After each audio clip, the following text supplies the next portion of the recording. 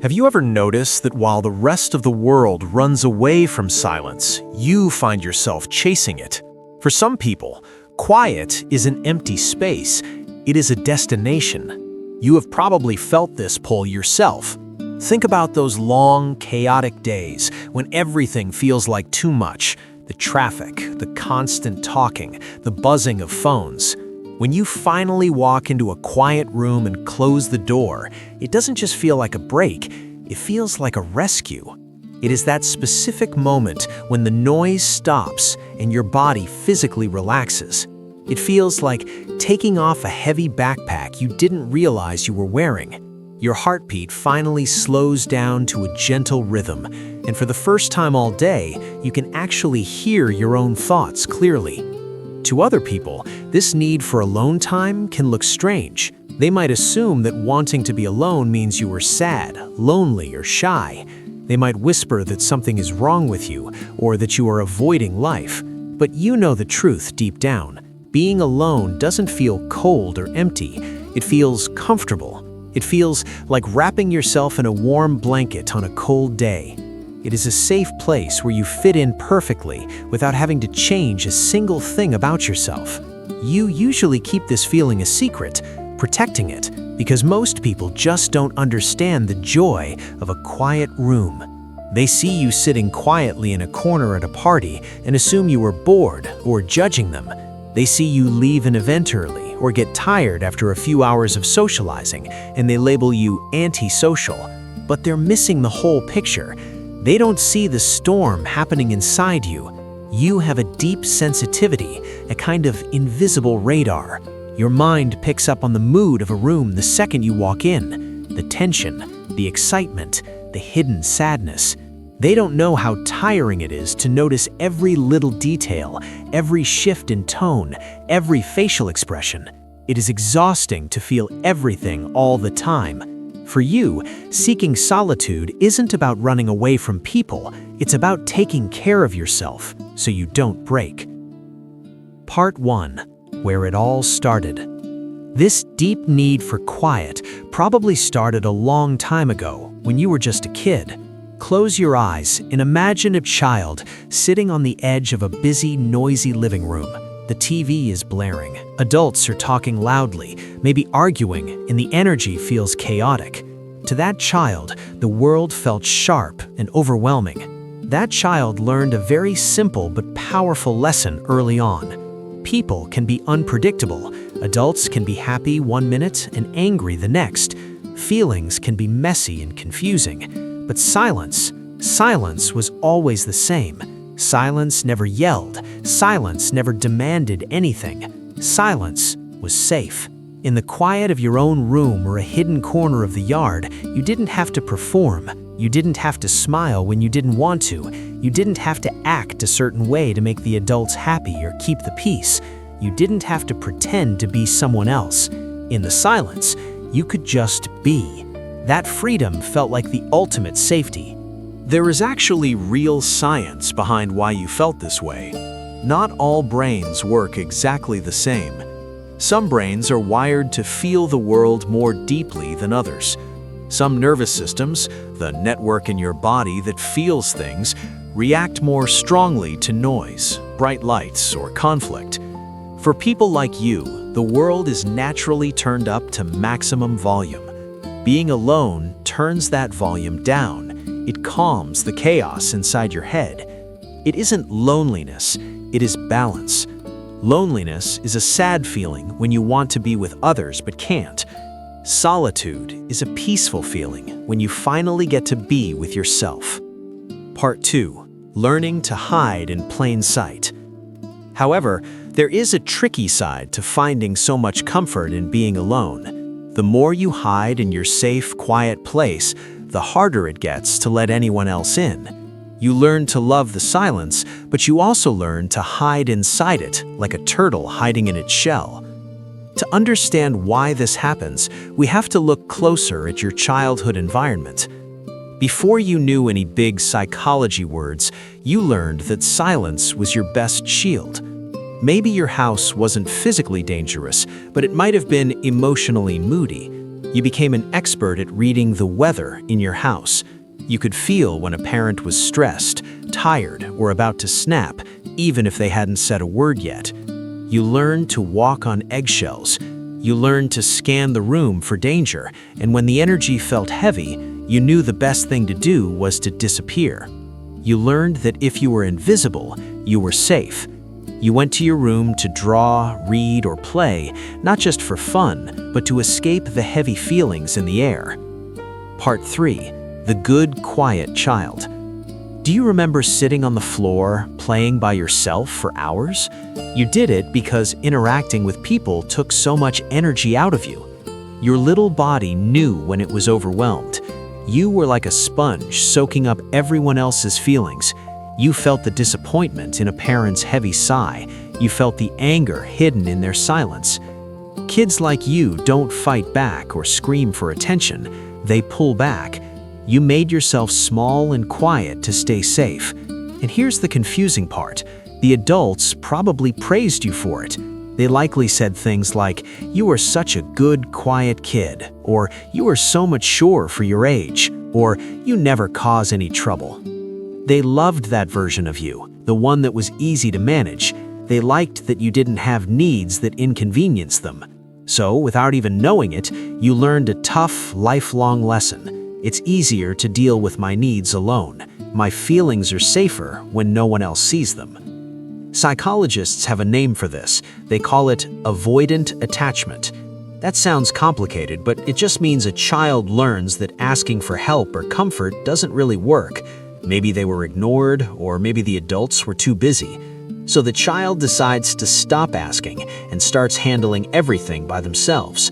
You became your own best friend and your own protector. Part 4. How your brain is wired. Brain science shows that these habits we learn as kids don't just go away when we grow up. Your brain actually wired itself to feel safest when you are alone. It built a pathway that says alone equals safe and people equal unpredictable. While other kids ran toward noise, groups, and attention to feel good, you built a rich, safe world inside your head. Alone time wasn't a punishment for you. It was your shield against a loud world. As an adult, this survival skill has become a mask you wear every day. You move through the world quietly and carefully. You aren't the loud person at the meeting. You aren't the bossy friend. You are the watcher. You observe everything. People think this is just your personality. They think you are just naturally calm, but really, it is a survival skill you practiced for years. When you walk into a party or a meeting, your internal radar goes up. You check the mood of the room instantly. Is it tense? Is it happy? Is it safe? You often leave before the noise gets too loud or the energy gets too chaotic. People think you are just shy, but really you are protecting yourself from getting overwhelmed by too much input.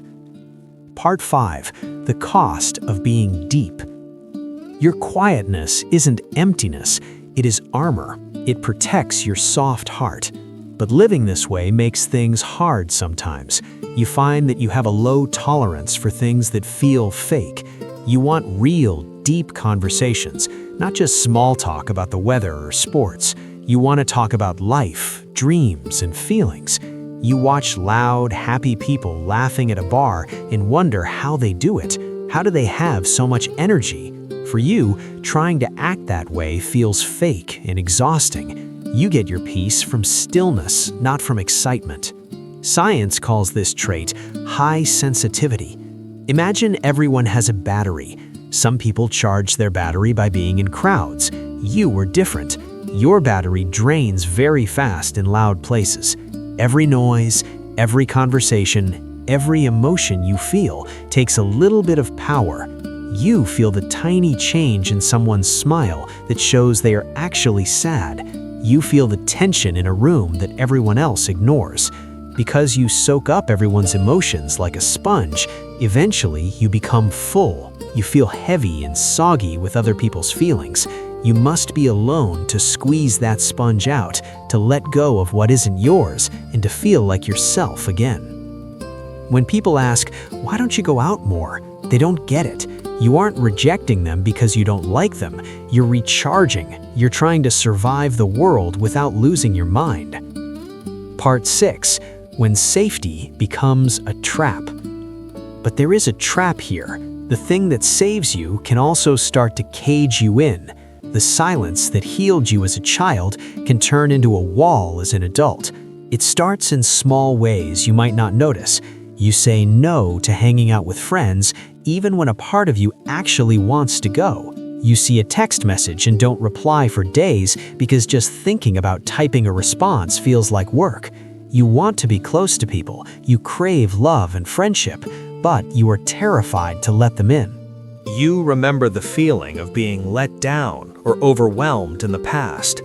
Your brain says, "Remember how safe it is in your room? Just stay here." So you stick to being alone.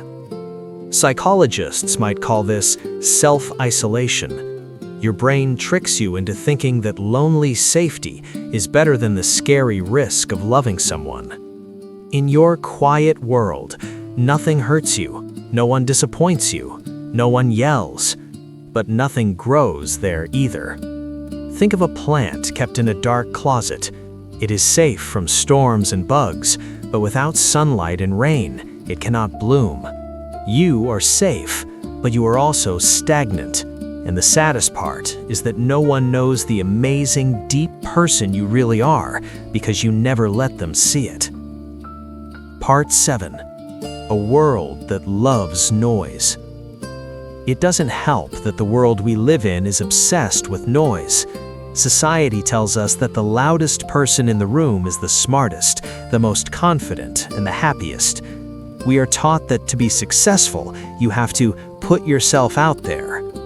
If you are quiet, people think something is wrong with you. They ask, "Why are you so quiet?" as if it is a disease. They think you need to be fixed, or that you need to come out of your shell. This pressure is everywhere, at school, at work, and especially on social media, where everyone posts about their constant parties and gatherings. But look at history. Some of the wisest people who ever lived, monks, thinkers, writers, and artists, spent most of their time alone. They used silence to find the truth, to create art, and to understand the universe. The world has forgotten the power of silence, but you didn't. Your quiet nature isn't a mistake. It isn't a flaw. It is exactly who you were meant to be. Part 8. The quiet ache. We have to be honest with ourselves, though. Being alone all the time comes with a cost. It creates a quiet ache in your chest that doesn't go away. It is a special, confusing kind of loneliness. It isn't because you don't have friends or family. It's because no one truly sees the real you. You have built such good walls that no one can climb over them. You watch others connecting easily. You see friends laughing together, couples holding hands, people sharing secrets without fear. A part of you wishes you could do that. You tell yourself, "I'm fine. I don't need anyone. People are too much drama." You wear your independence like a badge of honor. But deep down, in the middle of the night, you know the truth. You want to be known. You want to be understood. You are just terrified of being seen. You learn to take care of your own feelings for so long that asking for help feels weak. You carry all your bad days, your fears, and your worries alone. You never share the burden, but that weight gets heavier every year. You start to wonder, do I really have to carry this all by myself forever? Part 9. How to heal. Asking that question, do I have to do this alone, is the first step to healing. Healing doesn't mean you have to change your personality. It doesn't mean you have to become a loud party animal or the center of attention. It doesn't mean giving up your precious alone time. It just means unlocking the door to your safe room. Healing is realizing that you can be alone and connected. You can have both. It starts with very small steps. Maybe it means staying in a conversation for 5 minutes longer than you usually would, even if you feel awkward. Maybe it means telling just one person how you actually feel instead of saying, "I'm fine." Maybe it means sending that text back today instead of next week. It might start with just one person, a friend, a partner, or a family member who makes you feel safe, someone who doesn't drain your battery instantly. You don't have to tear down your walls completely, just open a window, let a little bit of light in. Psychologists call this earned security. It is like a stray cat learning to trust a new human. It takes time. You take one step forward, then maybe 2 steps back. But slowly, your brain learns that letting someone in doesn't always hurt. You learn that asking for help doesn't make you weak, it makes you human. You can still be the quiet, deep person you are, but now you let a select few people into your safe space.